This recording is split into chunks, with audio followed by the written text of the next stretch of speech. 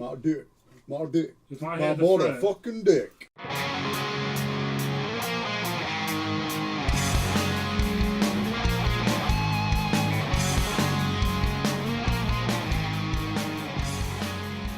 That's his new trick. no, that's shit. I'm so used to being blatant, I can't even innuendo anymore. Welcome to the All-Star Supercast. I'm Haz from Valkyrie Rock. I'm Jay from Jay Horner Illustration. And Joe has been destroyed by Bane. Moulded by him. He thought darkness was his ally. He merely adopted the darkness. Hello. Hello. On that weird note. Spawn, the movie. We watched it. Director's cut. I'm exhausted. I'm absolutely exhausted from this film. I love how bad it was. Oh, it was just the worst. Not the worst. It was pretty bad. It was like, this is why the 90s wasn't a good decade, for... The 90s as a year was awful. It was just a one long 10-year year. It was just not a good decade for superhero movies, with a few exceptions. Everything has exceptions. Yeah, so exceptions being Blade and Batman Returns. And that's it. Oh dear God! Yeah. That's not good. Yeah, it's not good at all. It's not. Yeah, it was an experience. It tried. And I'll try. My patience. Gonna try and talk about the experience. It's gonna be like therapy. This. I'm actually lying on a couch right now. Haz is in his chair. And we're both naked. And I'm going to talk about my father to him. Oh dear. Oh dear. So, yeah, it was unique, this film. I want to look at the cast before anything else, just because I'm not... I was saying to you just before we start recording, I'm not sure if it was the right cast in all areas, but definitely when you think of the time period and who was doing comic book movies at the time as well. Yeah. Is this cast right? So we got Spawn is played by Michael J. White. And I love Michael J. White. I love him, but I don't think this was right. I mean, I love Black Dynamite. It's fucking awesome in that. Black Dynamite is so good. Yeah. But like, he's just not a... He's an action guy. He's not this theatre guy, you know? And I think you need to get the tenderness and the anger and the misery of Spawn across, the brooding nature. See, the thing about this is... It's far too wisecracking. The hardest thing with looking at the cast is how much of it was the script. Yeah. Because I think he could have pulled it off. I mean, it was a bit wooden, won't lie. Mm. But what are you going to do? Who else would you put in the role? I know we said Wesley Snipes would have been good in that role, but Blade came out like the year after this, was it? Yeah, Will Smith would have been good. He's got acting But Men in chops. Black came out this year. That's all this year that this came out. And when you look at, say, the other people who would have been right for the role, they were probably just not available. Yeah. What would Denzel have been doing? We've been doing about training day No, it was around this 2001. time. Was that 2001? Aye. I don't know what he would have been doing around 97. But I don't think it would have been right. It's been a bit too slow paced. Yeah. Although Denzel Washington can do any part really. Oh yeah. And he can make it work. He could play like a white man, and it'd work. Like the whitest of white men. It would have been reverse Tropic Thunder. Yeah. I say, good sir, never go full retard. See, I always think, oh, it's so bad when Hollywood whitewashes, and I remember they literally had blackface in the movie 10 years ago. Speaking of whitewashing. Yeah. Great segue! Great segue. So, the character of Terry, which we've spoken about in the past two episodes, who married one day after Al died, is a white guy in this film, and not a black guy as he is in the comics. Yeah, I didn't quite understand who it was at the start, and then I think I actually had to ask you, is that Terry? Yeah. Because I was a bit confused after reading the comic and watching the cartoon. I was like, who the hell's that guy? Who the hell is that asshole? And turns out it's Terry. Yeah, because the studio didn't want there to be too many African American leads, because they didn't want it to seem like they were catering to an African American demographic, when really it shouldn't fucking matter. No, I think the comic proved that. Yeah. Alone. I think the cartoon probably proved that as well. But Hollywood, man. Oh. It's a dumb decision taken in the 90s, and 21 years later we're going to chastise it? Yeah, fucking we are. Yeah, fucking too, right? But I was actually... Benefit of hindsight. I want to talk about it at the end of this podcast, hopefully, I want to go through the main cast of characters in this. Mm. And not with the same script, but if it was the same cast of characters with a similar script, who would you cast as in each of those roles? Have a think on it, don't tell me now. Okay. But I know exactly who I'd put as Terry Fitzgerald. Go on then. Terry Crews! Power! Because he'd be amazing. He would be... What would be the point of Spawn? Because you'd have Terry Crews going in and just kicking ass. Genuinely, Terry Crews might be a good Spawn as well. It might have been, yeah. But that is a conversation for Terry later. loves Wanda. Terry's sad. Oh dear. But that's a conversation for later. But yes, it's Martin Sheen is a bad guy. I can't remember him being a bad guy in too many things. No, he's a great actor. But this was so... He played Jason Wynn for the record in this. He hammed it up. It was over the top evil in the same. It was in the same way Brits do over the top evil when they do an evil character, but Brits somehow pull it off because it seems so pompous anyway. That you just seem extravagant and posh. We are great bad guys. Whereas this just didn't hit the mark really with me. Didn't feel evil. No, I did like the fact that Martin there was an Sheen, Apocalypse Now reference in the film. That did amuse me. Yeah, that's fair enough. And of course, both Martin Sheen and Michael J. White have obviously not been jaded too much from comic book stuff because they both appeared in other comic adaptions later on. So Michael J. White was in The Dark Knight as one of the mob bosses who hates clowns in both films. Hey! Yeah, which is good. He also played Bronze Tiger in Arrow, which was pretty cool. He was only in a couple of episodes, but... Yeah. But yeah, Martin Sheen, of course, played Uncle Ben in the Amazing Spider-Man series. Yeah.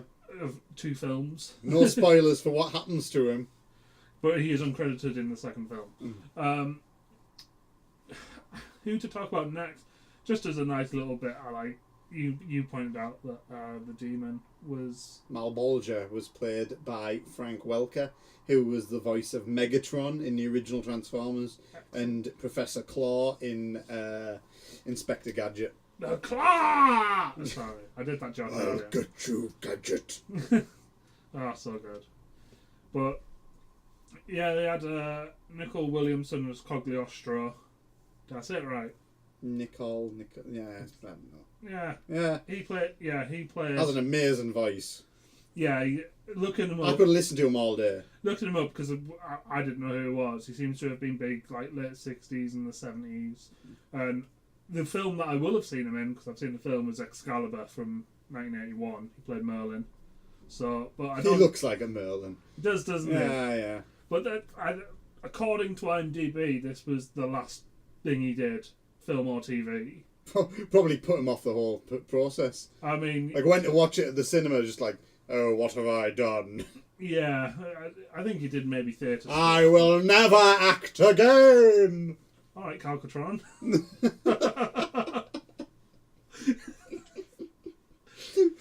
But I thought, as casting, Clown was cast perfectly. I thought the actor was good in the role, and I think the script let him down. Yeah, I mean, I can't disagree. The character was super annoying. Like, super annoying. And whereas, what I was saying to you before was it when we watch him in the series, and in the comic as well, he's not annoying, he's terrifying. Yeah. He's like, he will say these things that are really funny, but it's so, like... You have not laughed at the clown as much as in the series where he threw the kitten off the top of the roof. That's true. That's genuinely true. And the thing is, what he did, well, it's a great example because what he did there, he didn't make a big thing out of it. He just did it and didn't mention it. Whereas this clown would have made a big theatrical thing of doing something like that. I think what I've written down to describe it is the clown in the movie is gross and sleazy, whereas the clown in the comics and the cartoon was vile and evil. Yeah. And I think they're close, but they're completely separate. Yeah. This one was comic relief almost. Yeah. Like it had like fart jokes and stuff like that. And he dressed like a fucking cheerleader at one point. Yeah, and did a semi-musical number. But I don't think this was long. Hang on, let me have a look. Let me look. Mario Brothers must have been about the same time, 93. So this is. He's far too handsome to have played the Violator as well. Yeah, he's quite a handsome guy. I mean, he went on to do Ice Age, of course, but this isn't long after he did another adaptation in Mario Brothers, and where he played Luigi Mario. I think they were just pissed. Brother / son of Mario. Yeah. Yeah. It's just, oh no. You know what? Actually, I've seen that film, and it's not that bad. I prefer it to this one. Get out. Okay, bye-bye. Get out. End of the podcast. No, it's okay, No, you're entitled to opinion, even if it's wrong. Yeah. But, okay. yeah. So in this section was when Jamie just made a load of Nazi puns, and that's why you're not hearing them now. I did not see that coming! That's going to be fun to edit. Furious. One thing I would say, based off this, was that the character of Wanda had very little to do in this. Yeah, she was just there. Yeah, she was just a plot device as opposed to a character. Yeah, it was. Might as well just been a bone on the ground. There were no decent female characters in the whole thing, really. I mean, the dog had more to do. Oh, yeah. The dog that doesn't appear in the comics. Yeah. Or the series, yeah. And the child. And the marvellous child actor. Yeah. It was awful. But the only other cast member I want to touch on, if that's a weird phrase, no, don't make that gesture, was Jessica Priest, an obvious replacement for Chapel. Yeah, so Chapel was created by our good friend, Rob Liefeld. Who's excellent at drawing feet, I've heard. Amazing, that's why he never draws them. I thought he was created by Todd McFarlane, but I was incorrect. He was created for the Youngblood series and then integrated into Spawn's origin. Now, obviously, Image don't own anything, and Todd McFarlane only owns what he creates. So they didn't bring Chapel into the movie. Instead, they created the character of Jessica Priest for the film. She was pretty much just tits and ass, essentially. Yeah, it's like evil tits and ass. It was. She was there basically as eye candy, and that was about evil eye candy. Yeah, in the same way how like James Bond normally has like an evil woman in it, but she's also hot. It's the exact same thing. I'm confident that James Bond is the most evil character in all of his films, though.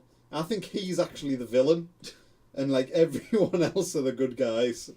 So just as on some side notes, this movie was considered a moderate success. It over doubled its budget at the box office alone. Woo! And yeah, I mean, it looks like it had a pretty good budget for this. I mean, it had $40 million, but movie-wise, that's not loads. No.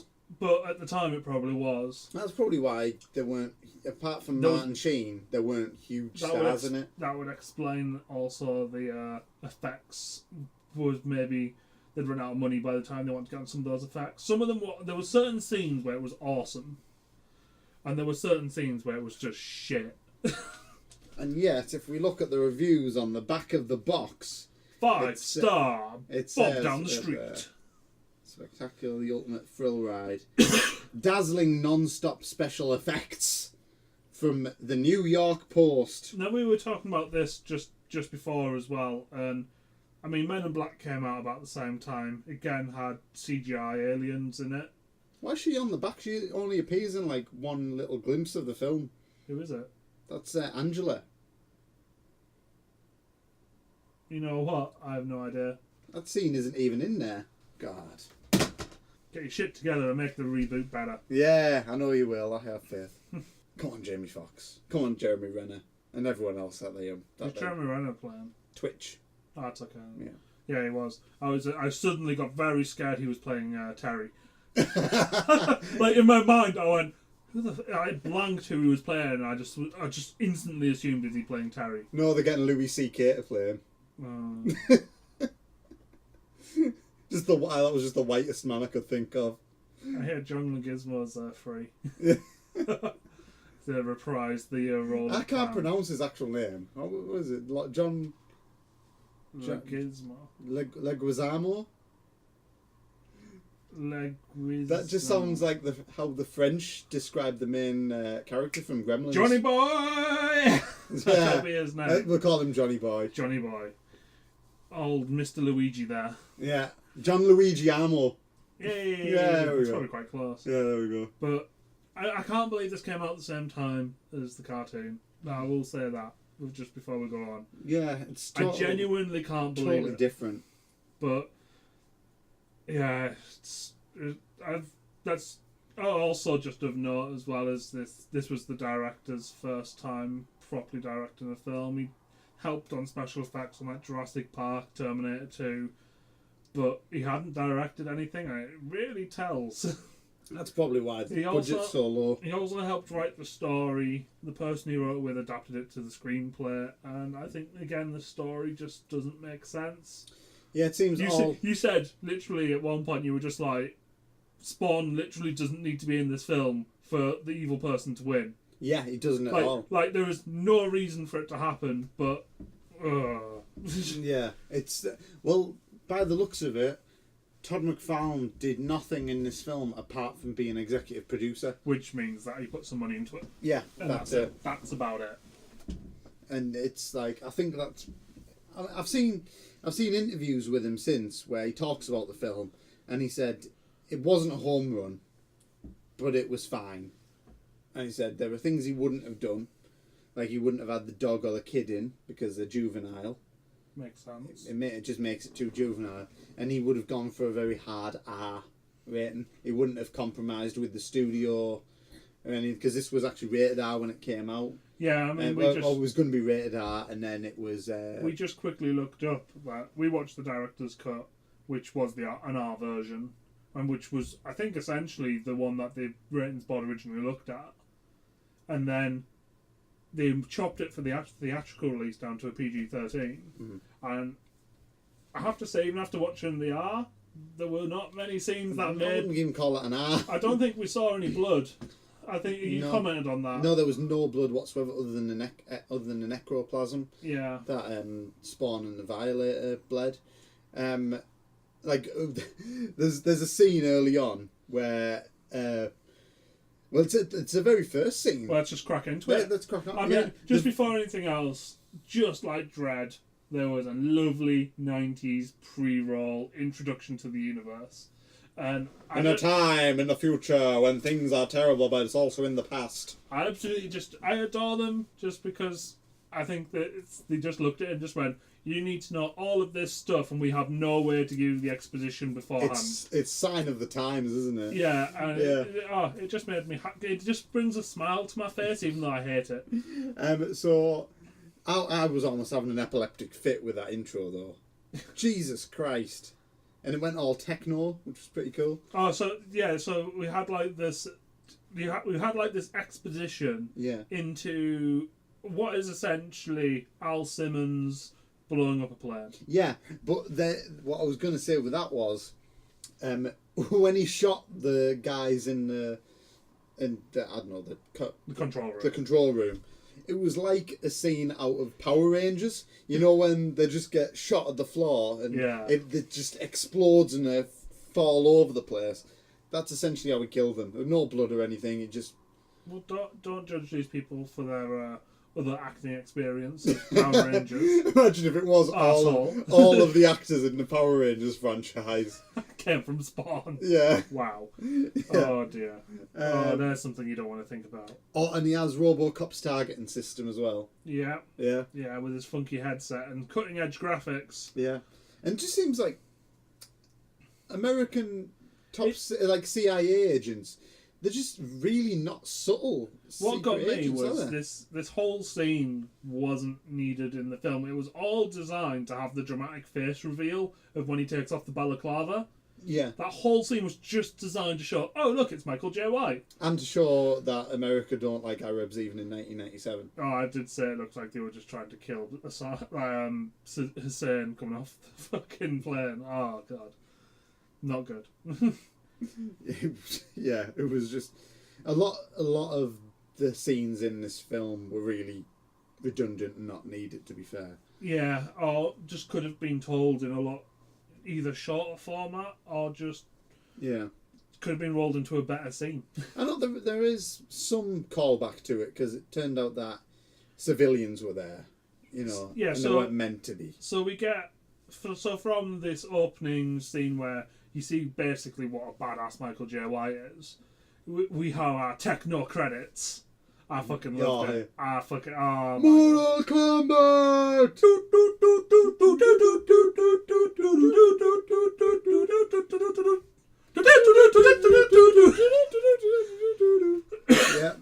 Yeah. But amazingly made by the same production company, Neuron Cinema. But yeah, it was lovely 90s techno. Yeah. With credits. The music was all over the place in this film, though. Because you had the techno stuff. And then later on, I'm sure I heard some Marilyn Manson. Yeah. Then I heard some, like, Prodigy style at the time, music. At the time, you had industrial music was big, techno music was big, and kind of like underground acid house. Well, like the year before was when Marilyn Manson burst on the scene with Beautiful People. Yeah. So yeah, makes sense. But yeah, whoever did the music, no. Yeah. it was all over the place. There was no cohesive vision. I don't think in the Spawn film, in the new one, there should be no popular music whatsoever. It should be all score. It should all be orchestral gothic music. Choral. Yeah. Like Gregorian chanting and stuff like that. Which is what didn't the cartoon, wasn't that like basically the cartoon only used that stuff? Yeah. And I think that's what probably made it better. Yeah, orchestral music. Well, thing is, we didn't notice it because there was a point in this. There was a point where I laughed because Spawn, I'm sure it's Spawn kicks someone and there's just a guitar screech. Yeah. And it just, I instantly pointed it out because it was just so... Oh, it was just so not in line with the film's feel. It was like someone found the note from the Wilhelm scream and just played it on guitar. It was great. So, after the credits, and it's funky music, turns out everyone hates the US after the credits. Yeah. Because they're burning the flag. We go to the A6 HQ, A6 being the evil organisation of Jerry Wynn. Jerry Wynn? Jason Wynn.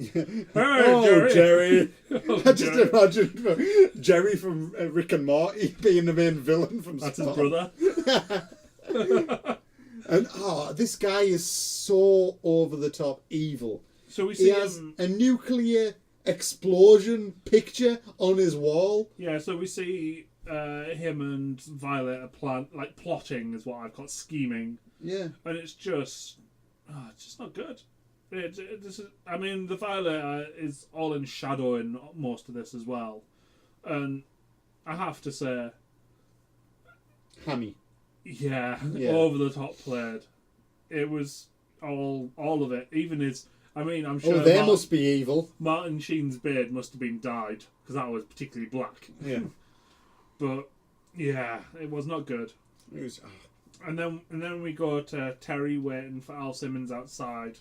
And I remember this is where I just went, who the hell's that guy? And you were like, I think that's meant to be Terry. Yeah. And we were both like, what? He has whatever Michael Jackson had. That's what it is. No. What sick moves on the dance floor? What were you thinking of? So where was it? Yeah, Terry whitewashed.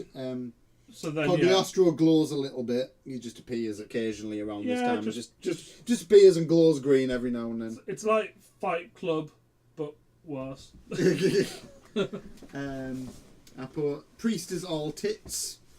Or Oh yeah, because we have Al Simmons. Is it Al Simmons just busted into the office? Yeah, because Terry lets him know that the operation that he did all went south. They end up killing a few civilians, and he's pissed off about that. And he's like, "Boss, you fucked us." Yeah, and that's where you see how over the top evil Jason Wynn is, because as well as having pictures of explosions on the wall, pet scorpions. He's got pet scorpions. She's playing with a spider. She's playing with a fucking tarantula, yeah. And then we were saying we don't know what those books behind, but we think it might be every single edition of Mein Kampf of all time. He would be furious with that. I would be furious. Nazis. And frankly, he loves it. I'll nick your jokes. I'll nick your jokes. Just because he has editing power. Bastard. Jason Wynn basically says, "Hey, look, it'll all be okay. We've just got to do this. But there's one job, man. One job and you're out, man. Yeah, it's cool, man. You can't quit. You're not allowed to leave this job. This isn't the Marines." And he's like, "Oh no, this isn't the US Postal Office." And he's like, "Fine, we're going to do one job and that's it." And then the very next word I've got written down in big capital letters is just betrayal. Obvious trap is obvious. I got ambush written down in big letters. Generally, I had an RA and it didn't show any nudity. No nudity. Didn't say the word fuck once. Says shit. And that's about it. Yeah. I think there's minimal swearing. Yeah, it was. They said he called him a fudge packing midget at one point. That was amazing. So it had mild homophobia in there. That was amazing. Yeah. Let's see. Oh yeah, and burn Al to a crisp. I'm melting because Clown wants him for the army. Yeah, you know, and well, that's one of the things in the plot. He basically says, "Give me Al Simmons." Yeah, and he's like, "Okay, all right, fine, I guess." And that caused a town to get infected in North Korea, of all places. Yeah. Who? I wonder why North Korea hate America. I mean, it's just they're so hostile. It's just a symptom of its times. Yeah. But he's just so one way. But yeah, so fucking one way. And then after the betrayal, we kind of see him start to go to hell, and then he just lands in a church. Yeah. With its awesome transitions between scenes of using the cross. I mean, top notch. Pew! A1 steak sauce. Just so bad. And it's the church from the comics, which I did appreciate. Yeah. Like in design. The set for the alleys is strange. It seems less like an alley system and more like a shanty town. Yeah, it's like an almost apocalypse set reused, isn't it? Yeah, it doesn't seem. It wasn't. What got me was like in the comics and the cartoon, the alleys are always quite dark, and it was really well lit. Like it was all very well lit. It looked like a little market area, didn't That's it? the kind of place you find hipsters these days. Yeah, there's a little coffee shop round there. Yeah, it was. They can take their Mac in, and they can work on their drink their coffee out of used tins that have heads, and they can work on their script. You know, maybe it'd be better than the one for this film. Who knows? You know. No hipster script is better than the script for this film because all hipster scripts are shit. That was a lot of the 2 letters of "ip" being used there. Ip. And then with an "it" at the end. Ipit. Let's see. Ipitomotos. But yeah, then we've got Clown's there when he respawns. Yeah, but what gets me, the thing that really doesn't just fuck me off slightly, is you get the "Hey Mister, hey Mister," and he says about 5 times. I've just called him "Hey Mister Kid," and he's just. Oh my god, it's just so annoying. Yeah. This was instantly, I was like, oh dear god, I hope this kid doesn't stick around. And he did, and I hate it. Shouldn't make fun of the homeless, but fuck that kid. Yeah, he's homeless for a reason. Yeah, he talks too much. Yeah. I will say, the makeup is exceptional. Yeah, I'll give it that. Because we got our first full look at the clown at this bit as well, because he was there when the spawn came back. And we saw... Al's Yeah, Johnny Boy's. So Johnny Boy's makeup was actually incredible, and so was Spawn's burnt face makeup. That was pretty awesome as well. Yeah. Then it's really funny because you've got the clown, then the kid, and then Cogliostro shows up, and he literally just appears to give exposition. Yeah, and it just really fucks me off that he's used like that in all three forms, but in this it's like you've already given me pre-roll. And this whole intro just gives me it just keeps throwing exposition at me, and I'm like, if you have to give me that much exposition, you're a shit film. Yeah. Spawn decides to go home. Fuck this shit, I'm going home. And he just walks home. Hey guys, I'm going home. Yeah. He just walks back, and it's daytime by the time he gets back. Yeah. It looks like it's probably like either late morning or early afternoon or something. And there's Cyan's having a party. Birthday party. A birthday party. Kind, I think. Let's see how old she is in it. Spawn collapses when he gets there. Yeah, he just has agony. He collapses in agony, and he's dressed like a hobo at this point. Yeah. And I forgot to mention that before, but he collapses, and Wanda. Cyan goes and finds him first. And she's just like, hey, mister. Hey, mister. The dog runs over first. Oh, the dog runs over first. The fucking dog. Love dogs. Because the dog was there before Al Simmons died. Yeah. He was with them. And then Cyan... And it's like the dog hadn't aged. It's meant to be forward 5 years. Yeah. If you haven't said. It's meant to be forward 5 years, but the dog hasn't aged. Oh, he's only a young dog, it's fine. Must have been a pupper at the time when they got him. A pupster, yeah.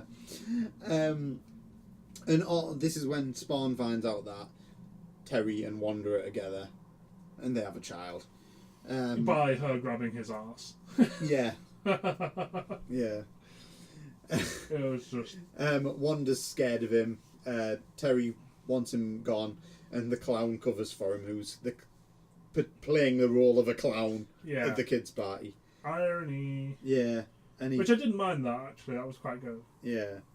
They get out of there. He makes, like, apologies for him. He's like, yeah, he's with me. You're a fucking idiot. And takes them away. Yeah. And then they go back to the alleys, don't they? Yeah. And it's night again. Yeah. All of a sudden. Yeah. This is what I mean, though. Like, we only ever see the alleys at night in the cartoon. Yeah. But it makes the alleys so dark, it's fine. Yeah. Because it's high buildings. Whereas in this one, it's all just lit up, and it doesn't make sense. Looks like a lovely place to live. Oh yeah, wonderful. But yeah, it's so much wrong. This is where Clown brings him up to speed. He takes him to his own grave.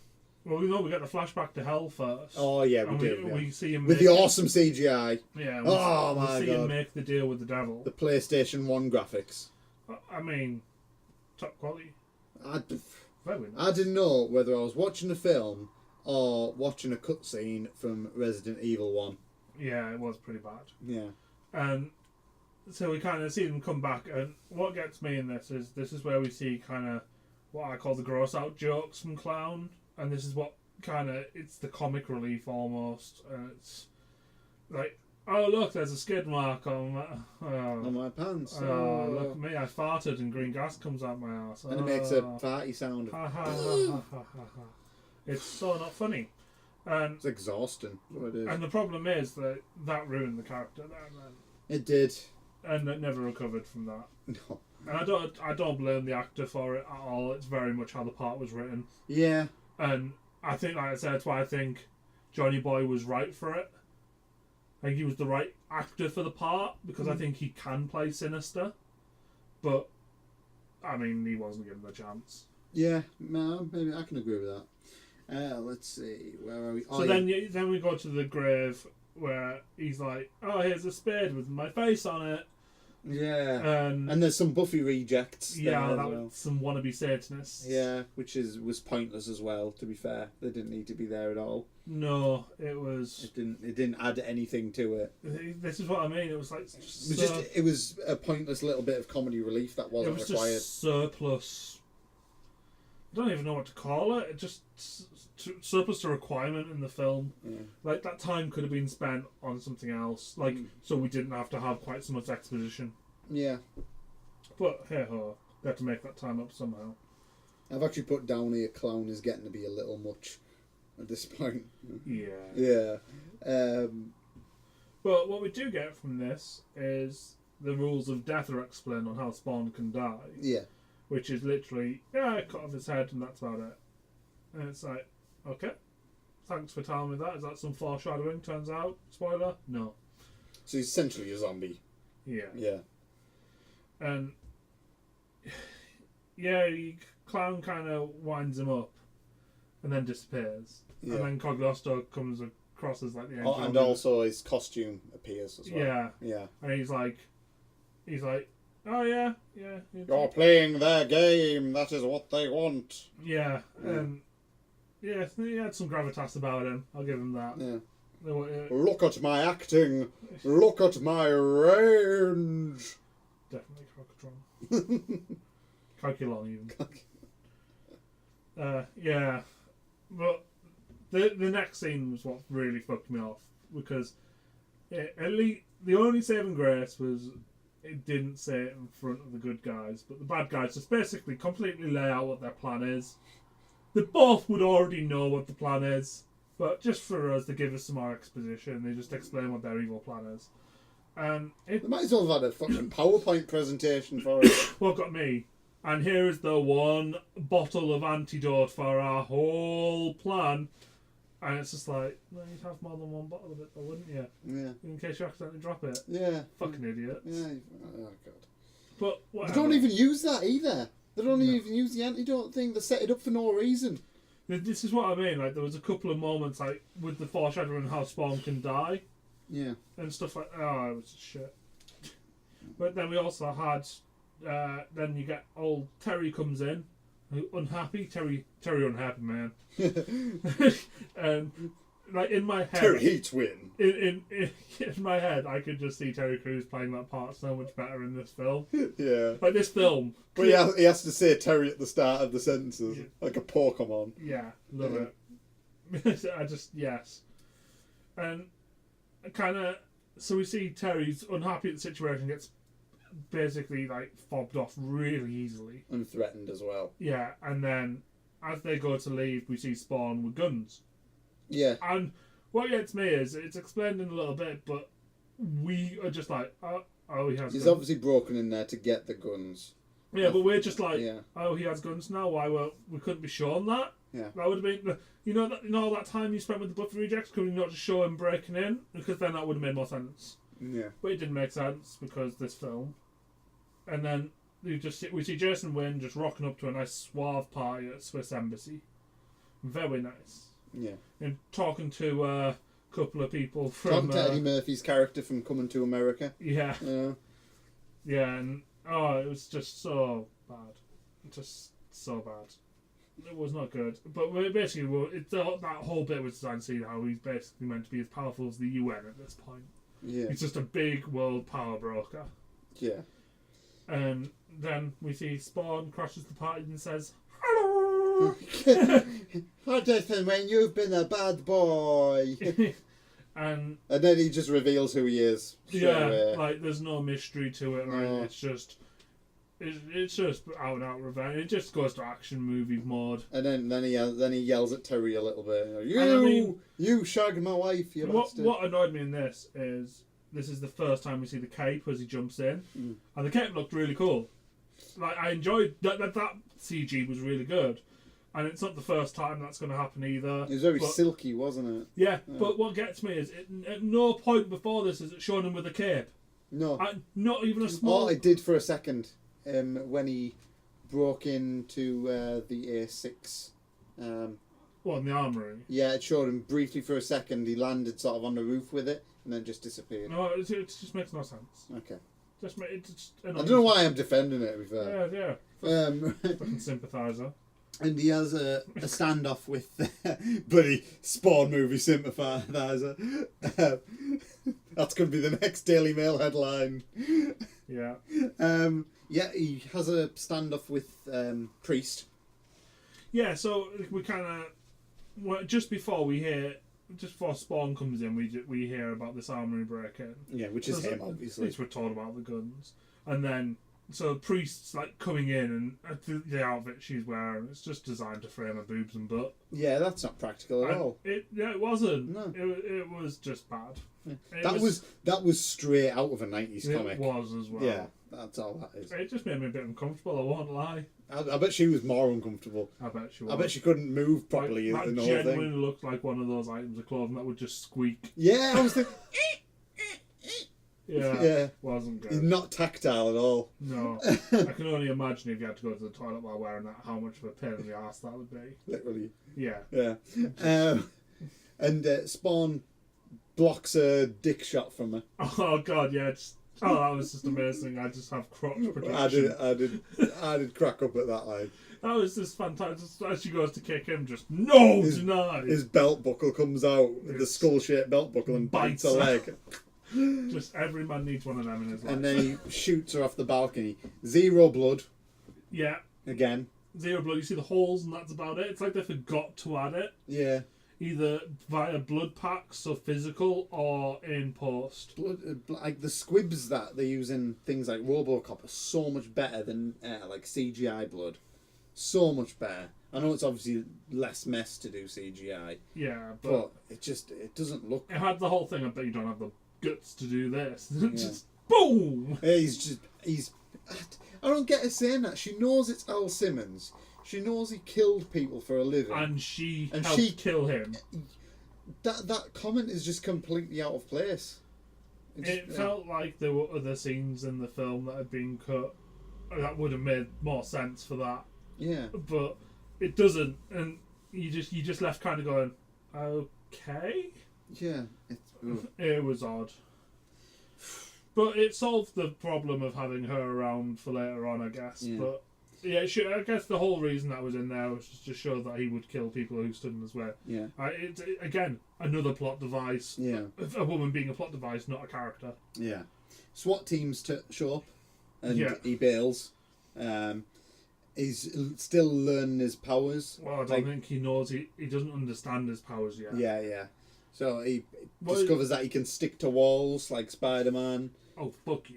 Yeah. You know, you just say fuck because he goes, oh, fuck yeah. When he gets... Yeah, when he gets... I thought he said, oh, hell yeah. Yeah, I thought it was fuck yeah. I don't know. Maybe I just wanted it to swear. My brain inserted Tourette's. Maybe I don't know. But he can stick to walls and he can go invisible for a short amount of time. He shot his chains out. Shot his chains out, yeah. Yeah. And then he escapes by just flying away. The clown comes to see Win afterwards. Yeah. So in the aftermath of the emergency response, you get the confirmation that Priest's dead. Yeah. And then you got Clown going psst, psst, because the clown's just after he kills Priest, the clown kind of remarks, "Yeah, he's getting there." I love everyone did that. Psst, psst. Win comes over and Clown just hands him a note and says, "Do you like me? Yes. No." Yeah. Oh, yes. And absolutely. And then just runs off. That would be amazing. See, that would have been so in tone with the character. If it was in the comic, because that would have been sinister. Yeah. But, it was just...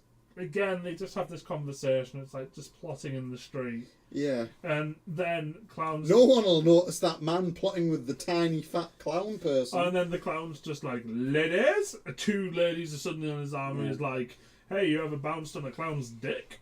Oh, Jesus. And it was just... So, yeah. Again, it was just for that gross out cue. And it was like it looked at the comic and just completely got it wrong. It's like they've been shown one panel, not... That never happens in comic movies. What you want about? They discussed that they were going to hook up a trigger to Win's heart. So if his heart stopped, it would set off this bio weapon Heat 16. This Heat 16 bio weapon that'll release a virus, and that is what the clown wants, because he wants Spawn to kill Win so he can release the Heat 16 bomb, wipe out half the world, and then hell can launch its rise up and launch its war on heaven, basically. He's a nice guy. And this is where it makes no sense, because why does Spawn have to do that? I think we paused the movie about here, and you just raged for like 5 minutes. Why doesn't the clown just, as soon as Wynn's had that pacemaker thing put in, just kill him? Why doesn't he just do it? He's closer to him. He can just get up there and meet him. And why does he even need to put that in? Why, like, the evil guy could just press a button? Yeah. Instead of all this convoluted plot. This is what I don't get, is the plot is so convoluted at this point that the Spawn does not need to be there for this evil plan to succeed. Because all the evil guy had to do was go, right, it's in place, we've got the antidote, and at that scene, take the antidote and press the button. It's like written by a 13-year-old writing his first superhero screenplay. Yeah. And he can crawl up walls, and he can go invisible, and he can fly, and then they hook a bomb up to the bad guy's heart. And now, what gets me is the director wrote this, but there was another guy that wrote it. Why did no one, not the producers or anyone, question that and go, why have you done this? Like, it makes no sense. Yeah. And no one bothered to question it, or if they did, they were probably just told to shut up and were fired. But it makes no sense. It's just... Terry. Jay angry. Jay angry. It skips to a conference that Wanda's doing. Wanda seems to be more of a humanitarian in this movie, rather than a human rights lawyer, which she's seen, not human rights, she's defense lawyer. Yeah, she's just seen given like a speech of some kind, so we don't know if she's an activist or what. Yeah, but it's definitely a right side of history kind of thing. Yeah, you want to know that she's a good person, so. Yeah, it's literally there just to make her look good. Yeah, that's it. After that, I put why the dog ? Why the kid? But, so this is where we see so Cyan's just like ran off a little bit playing. Yeah, with the doggo. Spawn rocks up and like, hey kiddo. does a fucking finger pistols. Yeah. And I didn't mind this scene because it was like it was humanising Spawn. Yeah. And I thought, yeah, that's fine. Like the comic did that as well. I was all for this. You have the nice thing of, and I thought it was just a nice callback to that, like the first collected issue when she's kind of finished the comic, she walks out and she sees the toys but not Cyan. And you see the panic, and she rushes out, and there's Cyan just round the corner. Because Spawn's like walked her back and kept her safe, but she doesn't see Spawn. And I thought, yeah, no, that's a nice callback to the comic when Cyan's actually kidnapped. Yeah. And I was like, yeah, that's cool. But this is where the clown goes off the rails because he becomes a cheerleader. Yeah, I mean they have the bit where he all of a sudden gets transported back to hell and has that conversation with Malbolgia. And you see that the Violator is jealous. He's pissed off. Yeah, he basically why do you need Spawn to control Hell's army anyway? I can do it. Why not me? And and then he gives up pretty quickly on that. Yeah. But that was why they had to have him dancing before that was, just why. Why? What? Why? What? Why though? I didn't. What? Why though? Why? So yeah, it was yeah. Sorry, I just put some up on the screen. I was looking at the other guy that wrote it. Yeah. This guy. This is what he did. I want to see what else he wrote. Looks like he actually did some writing on the actual TV show as well. Yeah, I'm just wondering. Which is very strange. IMDb. No, I'm just taking about it because I wanted to, because he did Halloween 4, which was shit. Oh, he did John Cena in The Marine. Oh, he didn't. Oh, he wrote The Marine. Oh my God, he wrote The Marine. So what's he written? 21 Jump Street. So, it was a TV show. Yeah. He wrote. So he created. So he did the first series. Oh wow. No, that didn't. That's so strange when you consider the differences between them. Unless it was one of those things. There's the Marine. Yeah. Unless it's one of those things where... did Michael vs. Jason as a short. It's one of those things where he wrote the script. Oh, he did Tekken. Yeah. He wrote the script and it just got torn apart by different people in management and everything. I think so. I think what happened is he wrote the script and the screen because he wrote the screenplay. That's what's the worst. And then I think the director fucked it up. No, that never happens. And let's see what we got here. Yeah, so we see a clown get dragged down to hell after his little cheerleading escapade. Yeah. We see that jealousy really come to the fore because he actually literally says, "Oh, it should have been me leading this army." And why not me, Dad? I've done all the groundwork for this. This should be my show. Why let my little brother get all of the treats? Yeah. So he decides to go and confront Spawn, and they have some fisticuffs. Yeah. So we have a quick scene of Jason Wynn getting the surgery, and the surgeon just being like an utter evil prick. No one would dare kill you, sir. Unless that person is a psychopath who wants the world to end. Yeah. They exist, mate. It's just and you're not exactly walking around with a sign that says it all the time. Yeah. Just no. But then we see, because the clowns also got pissed off at this point on Spawn when he was showing his humanity with Cyan in the gym. Yeah.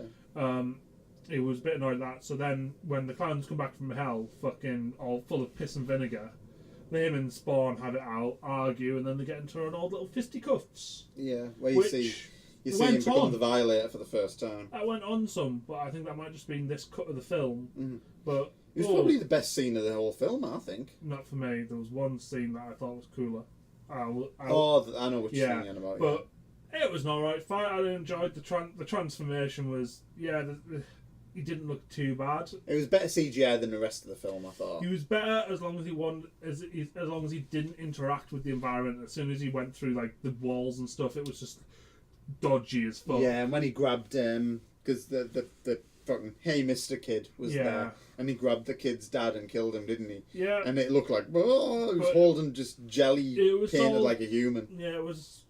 The fight just went on a bit, and the dog got involved, the kid got involved, and it was just shit. And the dog went missing. But the end was cool, because in the end of that fight, you just see Spawn basically gets thrown back by the Violator, and it's essentially crucified, or in a crucified position. Mm.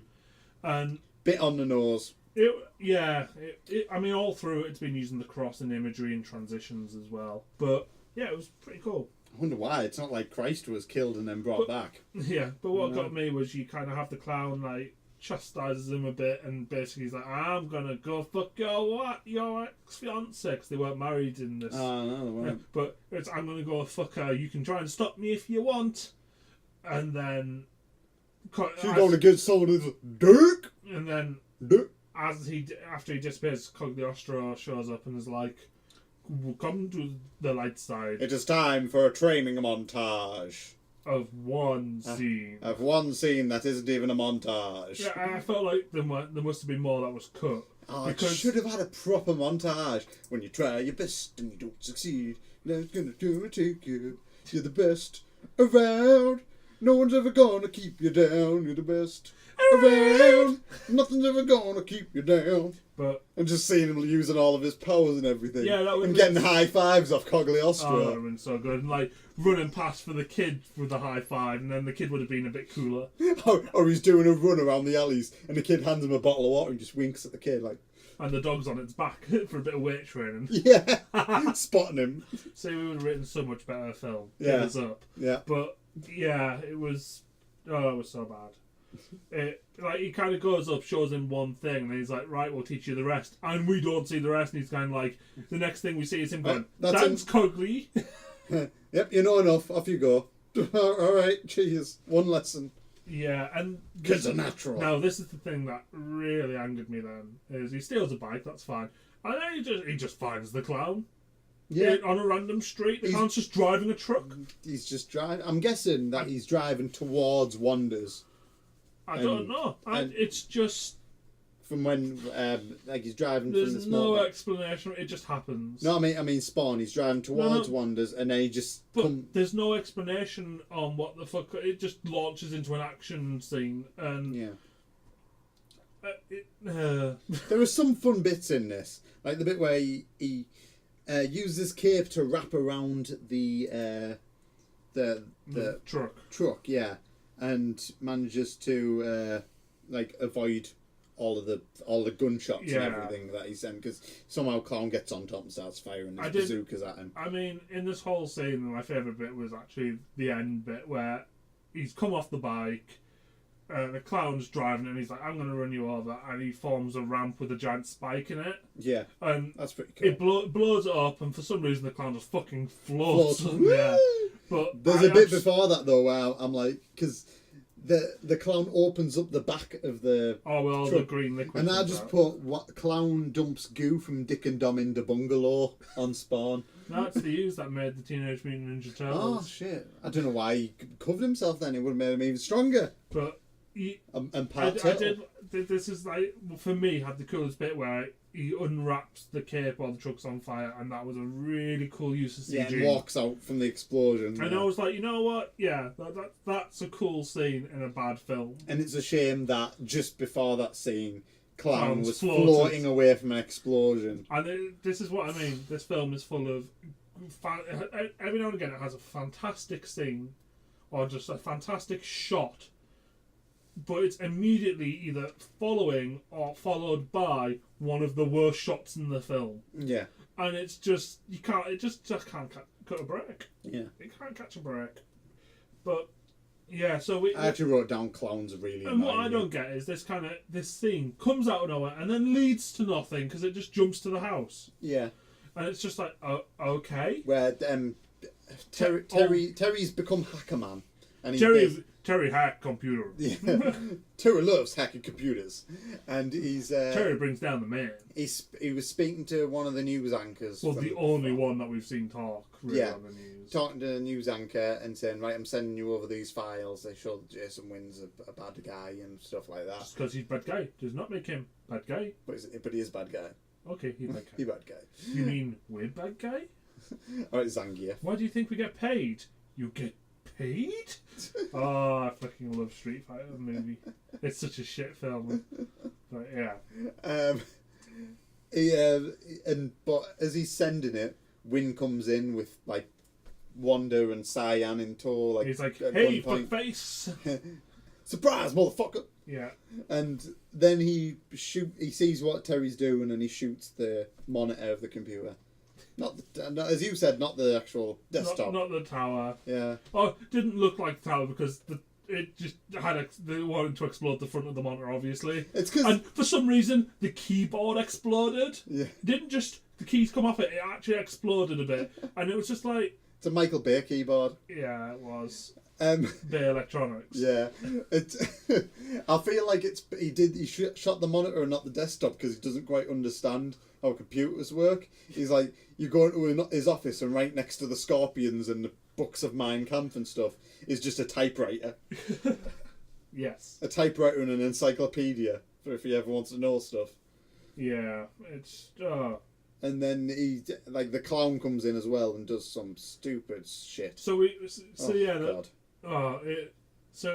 Basically, see, this scene is so shit. I don't have the words to describe it because I didn't actually even write about this. I just wrote final fight. I skipped past this scene because I instantly forgot about it because it was that bad. Well, I've got you covered. Don't do it. So Spawn comes in, and there's no one there, and then from out of the fireplace, just a big burst of flames, and there's Wanda up on some sort of crucifix. Oh no, I know that bit. No, there's the bit just before that where it's kind of what I would call the pre-Spawn arriving bit, which is where Clown just walks in and just cracks some jokes. Oh, yeah, that's the bit I'm on about. And I didn't write any details. His head goes really small and his finger expands. And just to freak them out. Yeah, it's like, oh. And it's just what I mean. It's obnoxious. It's obnoxious and annoying. Don't get me wrong. I guess if you want me to hate the character, it did a very good job making me hate, but for the wrong reasons. Yeah, it's not the kind of heel I like. No, you like a foot heel. I like a. You like Roman Reigns. Yeah, that's what I like. That's the kind of heel I like. Genuinely, in heel mode, he's all right. Yeah, he is but good. If they actually just committed to the full heel mode Reigns, yeah, I'd probably like. He could be like Tommaso Ciampa. Oh, He'd God. be awesome. Oh, my God. Yeah. He's just unhinged. This is not a wrestling podcast, by the way, but anyway, yet. Give it time. I'm sure there are some wrestling comics, so we can get to that at some point. We can cover Ultimate Muscle. Because that was a manga about wrestling that was turned into a cartoon. Can we cover Zeus? Zeus? The one with Hulk Hogan versus Zeus. Can we cover Oh, No Holds Barred. No, yeah. no, that's not No Holds Barred. That's the one. You know the one I'm on about? I do know which one you're about. Can we cover that? Yeah, sure, why not? Yeah, I mean, WWE was basically cartoons then. Yeah, it's basically real life superheroes, isn't it? It's fine. Let's do it. Right. Do it. But so yeah, it's Spawn comes in, and from out of the fireplace, Yeah, I know this, but Wanda on a crucifix, and you're just like, hey, this got kinky as fuck. and Jason wins like Threatening her with a knife. I'm gonna stabby stab, and Spawn's like, don't you stabby stab. He's like, I'm gonna do it. Don't you do it. I'm gonna do it. Don't you stabs, and he stabs her. And Spawn's just stood there the whole time. No! Yeah. And he does his Darth Vader. No. It was amazing. And then, yeah, he just kind of walks over and like throws Win across the room, and then he's like, "I'm gonna kill you." And then Win looks at the child and's like, "I will kill half the fucking planet." And he's like, and so he just uses his X-ray vision, which he apparently has, which we didn't see in the training X-ray montage. telekinesis and stuff. Yeah. Pulls out the pacemaker with the trigger on it and destroys it. Just zaps it out of existence, actually. And then is like, "Fuck you," and just throws him away. Yeah. And then I didn't mind wondering this bit because she went fucking demonic and it was amazing. Yeah, and because this is the point where you asked, "Where's the clown at?" Yeah, I was like, where the fuck's the clown? Because I was expecting him just to burst out the fire and like jump scare a bit. Yeah. And no, it was much better. Yeah. So this he was Wanda essentially. Yeah, and he's like, "What the fuck? Yeah. You let the woman you love get stabbed. You are shit!" And it was amazing because he was doing everything the audience was doing at that point. Yeah. And it was like he baby faced him. That whole little bit there is why I think John Leguizamo would have been with the right script would have been good in that role because that scene convinced me he was good for the part. Yeah. Because it was just yes. He fucks up Spawn a little bit, stabs him in the neck. Yeah, tried to cut his head off. Tries to the cut his head foreshadowing off, from earlier. Yeah. But then fucking Obi-Wan shows up and he's like, "Use the Force to heal yourself." I love it. He shows up, just pops up behind the clown. "Hello there." Yes. General Kenobi. Oh, it was amazing. General Cogliostro. Oh, it was awesome. And fucking clown just goes, Cogliostro, and runs into the fire. This is what I mean. Like this scene, like for every good bit, like Wanda going demonic, there was immediately followed by a bad bit. Yeah. And it was so bipolar, this film. Yeah, it really was. But then we have Spawn basically chooses the good side with Jason Wynn, and then we get the hell fight. The PlayStation 1 cutscene. It was bad. I'd play it if it was a game. There was a Spawn game. It was probably better than that scene. I bet it wasn't. But oh my god, it's just the hell fight was shit. Then you kind of get the big demon comes up.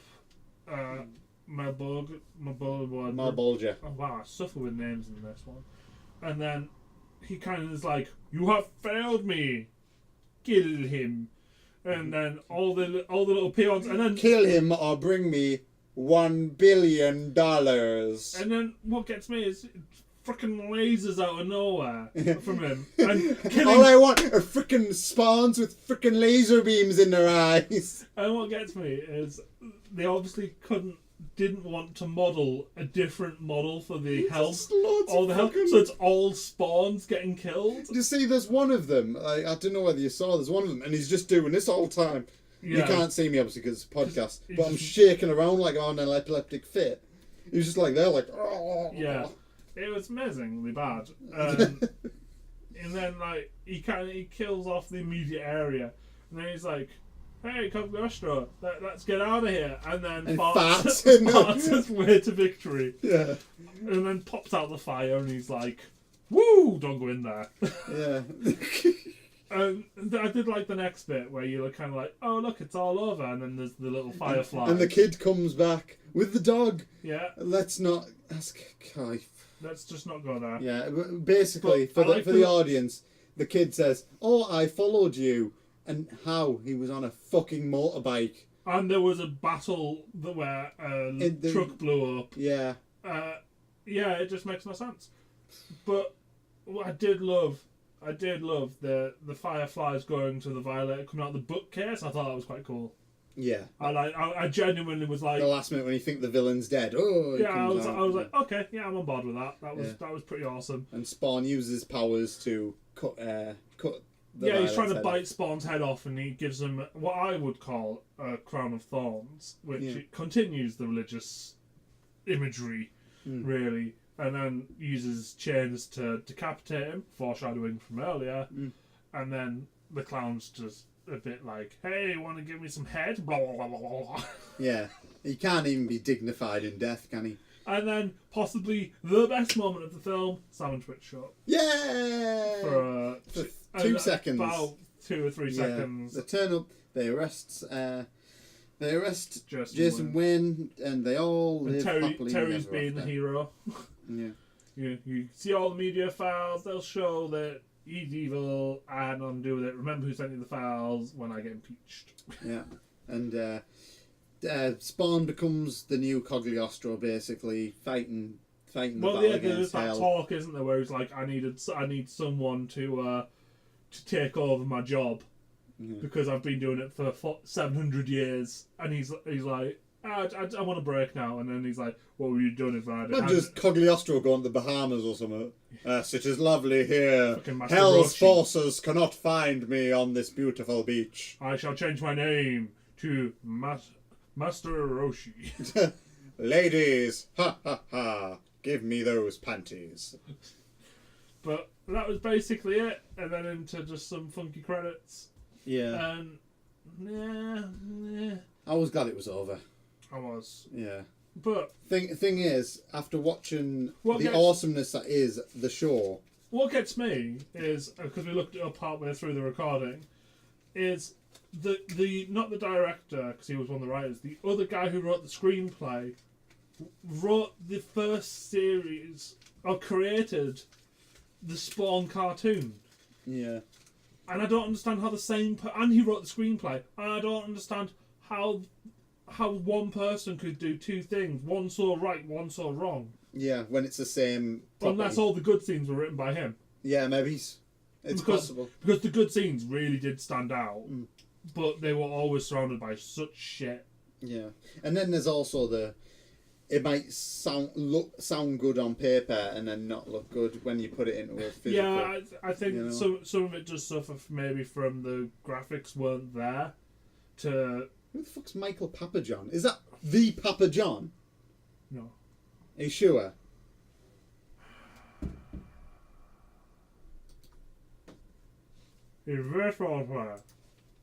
So it's not Papa John's. No. He plays Dennis in Spider-Man. Who's Dennis Carradine? He's the guy who killed Uncle Ben. Oh, right. Yeah. That's a nice little tie-in together. No, fair enough. So he kills Martin Sheen. Who did he play in? Yeah, Glenn. He played the kid's dad. Oh, wow. Yeah, he played the kid's dad. So, going back to what I asked you at the start, if you were to cast that film now... No, right, okay. Who would you put? With the modern actors. With modern actors. You can pick anyone. Yeah, okay. Who would you put? So we'll start with Spawn. Well, I think Jamie Foxx is a really good shout. Yeah. I mean, who else could? Michael Jordan. Michael B. Jordan. He'd be great in it. I think he'd be excellent. He would be fantastic, to be fair. As for Jason Wynn's character, you need a fucking Michael Ironside. Maybe. I mean, why not? I just want all the actors to be named Michael. Or Tim Curry. No, Jason Wynn. I would cast Gary Oldman. Oh, that would be a good shot. Yeah, Gary Oldman as Jason Wynn. Clown. Who It's a tough one because you end up mixing up with the body shapes and everything, don't you? Christian Bale. Just get him in the mode he was when he was getting pissed, when he's ranting on. I think Ryan Reynolds. I guess. Genuinely, I think he could do it. I haven't seen Ryan Reynolds play threatening though. I'd like to see a threatening. I'm just looking at your movie collection now. Get an actor's name. Have a look at some superhero. Who we got? Let's see. We got.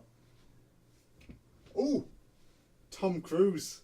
I bet he could do it. Oh, he could. I bet he could do it. Well, a bit like Tropic Thunder. Yeah, because he's got range, hasn't he? He could, and if he played himself, he'd be very threatening because he's fucking terrifying, that man.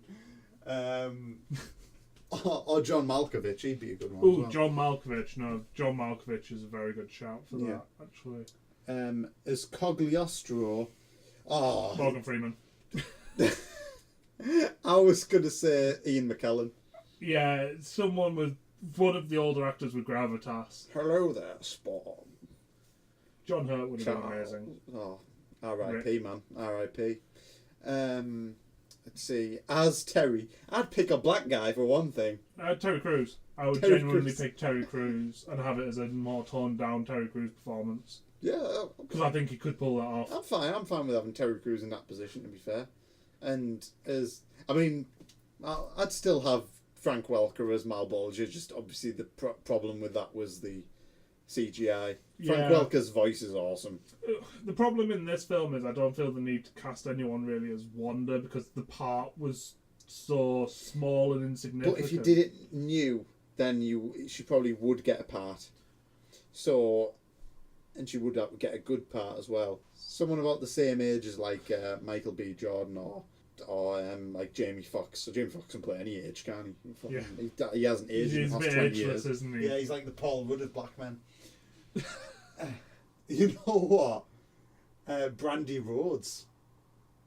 All right. Because I know she does do a bit of acting, and she certainly looks. She's like this glamorous African American woman, isn't she? So she'd be really good. Or maybe if we go for Jamie Foxx with him being a bit older, Jada Smith. Oh right, yeah, Pinkett Smith. Yeah, that's a good shout. That's not a bad shout. Mm-hmm. Yeah, I think the problem is to get someone in on that role of any note, you'd have to completely rework it to something good. Yeah.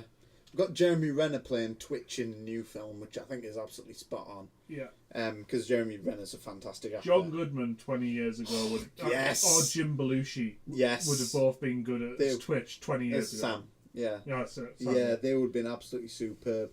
Who was it? You said the guy who played the Kingpin in Daredevil.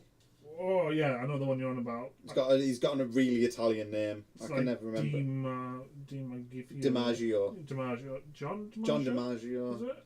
Is that, or is John DiMaggio the guy who did the voice of Bender? No, it is. It is. Oh, I'm gonna look it up. Vincent D'Onofrio.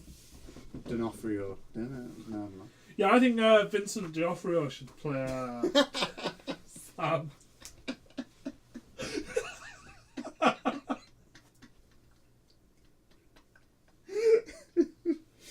I don't know what you find so funny about that suggestion. Yeah, it's almost like you've just spent like 10 minutes trying to find out his name by going through the wrong links on Wikipedia and then just edit it all out. Shut up, don't know what you're on about. Yeah, he'd be good. I think you would. Yeah. Although I haven't seen him in that sort of comedy-ish role, but he's got range, so he could probably pull it off. Yeah, he's very good. But, yeah. It's a shame the guy from Sopranos died, because he'd have been really good. Oh, he would have been fantastic. Yeah. He would have been fantastic. Like I said, the problem with this was, I think the script was wrong. The cast was probably okay for what it needed to be, apart from the whitewashing of Terry, obviously. Yeah. But I just think with a better script. But we have to remember, of course, it was done in the 90s. And on that, what would you give this film? I would give it... Out of 5. Out of 5. 5, yes. 1? 2? I'd give it 2. 2? 2, yeah. I'd give it 1.5. Okay, maybe I'm being a bit generous. I'd give it 1.5 in the sense that the script is so appalling that it deserves Zero. I preferred Judge Dredd to this film. I mean, I can't really comment because it's like it's not a guilty pleasure of mine. I'm not guilty about it. This film makes Judge Dredd look like a fucking masterpiece. I'm someone that likes bad movies. That was a 15. That had loads of blood in it. Yeah, I like bad movies, and I hate this. Like, I like Judge Dredd. I like movies that other people think are crap, but this was awful. Yeah. There was, for me, 1.5. Okay, that's fair. But that's it for our epic Spawn quest for now until the new one comes out. Yeah. And when the new one comes out, we might look at season 2 of the cartoon. Yeah. See if it does get any better or worse. We'll do all of it in one go. But emotional. It has been, yeah. I'm gonna miss you, man. Gonna miss you, Spawn. You're my brother, man. But it's been, the last few months have been very interesting getting to know a character I didn't know much about.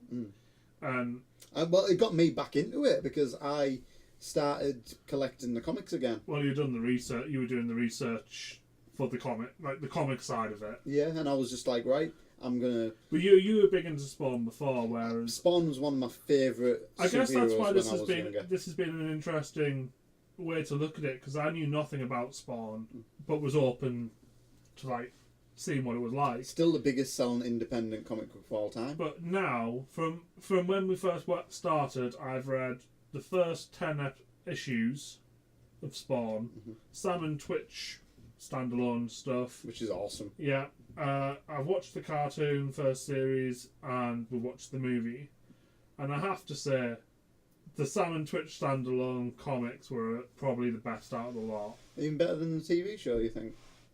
I thought the comics were amazing, but both the comics were above the shows. I didn't think either adaptation fully lived up to the comics, but I thought the cartoon was as close as you're going to get, really. I always considered the show to be something completely different. It's like a based on as opposed to an adaptation. Yeah. But the film can go fuck itself, frankly. And that's our last say on it. Yeah. The film can go fuck itself. And while I'm looking forward to watching the new Spawn movie when it comes out and covering it, I'm in no rush to watch this one for a long. This one might be put into a vault, never to see the light of day again, because a time capsule. Yeah, or maybe a furnace. I mean, this was bad. It makes me question why we do the bad films on this podcast. It does. Oh. We should have had Joe for this one. I mean, in my head, I am questioning whether this or the Netflix Death Note was worse. It's tough, isn't it? Because genuinely, I'm not sure. If I had to rank what we've watched, pretty much everything's higher than this. But apart from that one, because that is I think Dredd. I like the Judge Dredd film. Yeah, I enjoyed because it. It was I gave it 3 stars. Yeah, I think. It was a good action movie, whereas this failed at everything. Yeah. And Death Note failed at everything. This and the Netflix Death Note are the worst ones we've done so far. They're definitely joint last because I can't pick between them which one's worse. Yeah. So that's damning. Yeah. Yeah, 1997 film. You just got reviewed. You should be ashamed of yourself back in 1997, not knowing what we'd like today. Bastards. But I agree with what you said at the start. The 90s was not kind to a lot of comic book films. You know what? I've been thinking about it. Judge Dredd might be the second best comic book movie. Well, no, third best comic book movie to come out in the 90s after Batman Returns and Blade. There was another Batman as well, wasn't there, in the 90s? There were 2. There was Batman Forever and Batman and Robin. And we shall not mention. What about the Michael Keaton ones? Batman Returns was that one. The first Batman came out in 1989. Ah, right. Yeah. And then there was Batman and Robin, Batman Forever. Batman Forever was 95, Batman and Robin was 97. And Batman Returns was 92. You're forgetting about Steel, obviously. Oh, we haven't covered that. We're going to. Oh, well, we also haven't discussed the Dolph Lundgren version of The Punisher. That was the 80s. Was it? Oh, it might not have been, actually. That could have been the 90s. Ugh. I like the second one, the Tom Jane one. It was alright. But, yeah, we're getting off topic. Yeah. Bad. just bad. Plain Yeah. bad. Terrible. Awful. I loathe it. So, on that note, I've been Haz. You can find me on Valkyrie Rock on YouTube or Valkyrie Rising on Twitter. And where can they find you, good sir? I am Jay. You can find me at Jay Horner on Twitter, Jay Horner Illustration on Facebook, Instagram, at Comics for Couples as well on Instagram and Facebook. Go check that out. Pretty cool. It's my little side business that I've got going. If you want to get a nice present done for your other half, it's that's what I do.